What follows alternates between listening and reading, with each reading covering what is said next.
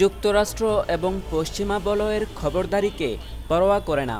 রাষ্ট্র পরিচালনায় যার রয়েছে স্বকীয়তা, ভয় নেই মৃত্যুর কিংবা ক্ষমতাবানের চোখ রাঙানি, এমনই একজন অকুতোভয় ব্যক্তিকেই যেন বানায় ইরানের প্রেসিডেন্ট হিসেবে। হেলিকপ্টার দুর্ঘটনায় ইব্রাহিম রাইসির মৃত্যুর পর তাই উঠেছে সংশয়, কে বসবে তেহরানের মসনদে। এমনই সময় এগিয়ে এলেন মাহমুদ আহমেদিনেজাদ। জানালেন প্রেসিডেন্ট প্রার্থিতা চান তিনি। সাহস ও নির্লিপ্ততায় পরীক্ষিত এক ব্যক্তিত্ব। ইরানের প্রেসিডেন্টের দায়িত্ব পালন করেন 2005 থেকে 13 সাল পর্যন্ত। তার 8 বছরের মেয়াদকালে ঘাম ছুটিয়েছিলেন যুক্তরাষ্ট্রের, কাঁপিয়ে দিয়েছিলেন ইসরায়েলের কলিজা। অথচ মানুষ হিসেবে ছিলেন সাদামাটা একজন। অনুসরণ করতেন খলিফা ও নবীদের লাইফস্টাইল। আভিজাত্য কখনো স্পর্শ করতে পারেনি তাকে। প্রেসিডেন্ট হওয়ার পর বিলাসবহুল এক বাড়ি তার জন্য অপেক্ষা করছিল, কিন্তু সেটিকে ফিরিয়ে দেন তিনি। বাস করতে চান পৈতৃক সূত্রে পাওয়া বস্তির সেই 2 রুমের ছোট্ট বাড়িতেই। তবে নিরাপত্তার কারণে সরকারের কর্মকর্তাগণের অনুরোধে বাধ্য হয়েই বদলান সেই সিদ্ধান্ত। প্রেসিডেন্ট হওয়ার পরেও তার বাসায় কয়েকটি কাঠের চেয়ার ছাড়া আর কোনো আসবাবপত্র ছিল না। ঘুমাতেন মাটির বিছানায়। প্রেসিডেন্ট ভবনেও তাকে ফ্লোরে কার্পেটের ওপর শুতে দেখা যেত। তার ছিল 2টি মাত্র শার্ট। আন্তর্জাতিক নানা সফরে একই কাপড় সেলাই করে বারবার পরতে দেখা যেত তাকে। খরচ বাঁচাতে বাসায় স্ত্রীর বানানো নাস্তা খেয়ে অফিসে যেতেন ঠিক 7টায়। দুপুরে মেঝেতে বসেই খেতেন বাসা থেকে রান্না করে নিয়ে আসা খাবার। প্রেসিডেন্টের নিজের ছেলের বিয়েতে আমন্ত্রিত অতিথি ছিলেন 45 জন।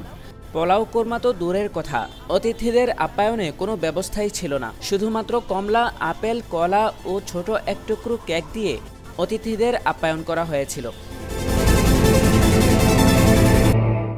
2013 সালে যখন ক্ষমতা ছাড়েন তিনি, তখন তিনি 8 বছরের আয়ের হিসাব দিয়ে যান লিখিতভাবে। জানা যায়, ব্যক্তিগত সম্পত্তি বলতে তার আছে তেহরানের বস্তিতে অবস্থিত ছোট্ট একটি বাড়ি, যা 40 বছর আগে তিনি তার বাবার কাছ থেকে উত্তরাধিকার সূত্রে পেয়েছিলেন।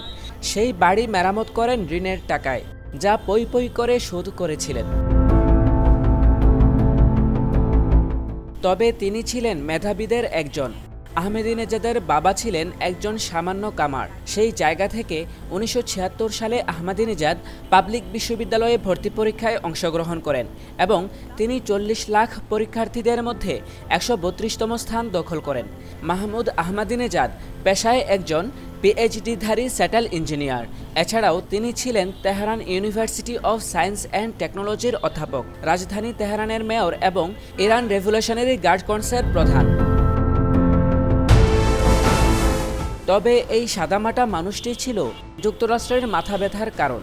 1979 সালে ইরানের যে হাজার হাজার ছাত্র আমেরিকান দূতাবাস আক্রমণ করে 53 জন কূটনীতিককে বন্দী করে, আহমেদিনেজাদ ছিলেন তাদের মধ্যে একজন।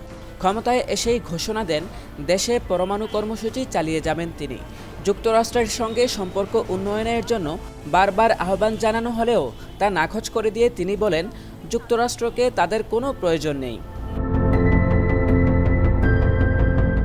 ইসরায়েল দুশ্চিন্তায় পড়ে যায়, কারণ তাদের ধারণা আহমেদিনেজাদ যদি পরমাণু অস্ত্র তৈরি করতে সক্ষম হয়, তাহলে সবার আগে হামলা করবে তেল আবিবে। এজন্য আহমেদিনেজাদের বিরুদ্ধে প্রপাগান্ডা ছড়ানো শুরু করে দেশটি।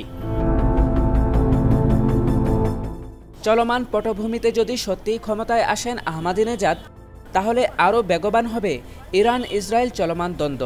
এতে বিপাকে পড়বে যুক্তরাষ্ট্র, ইসরায়েল। তবে লাভবান হবে ফিলিস্তিনিরা।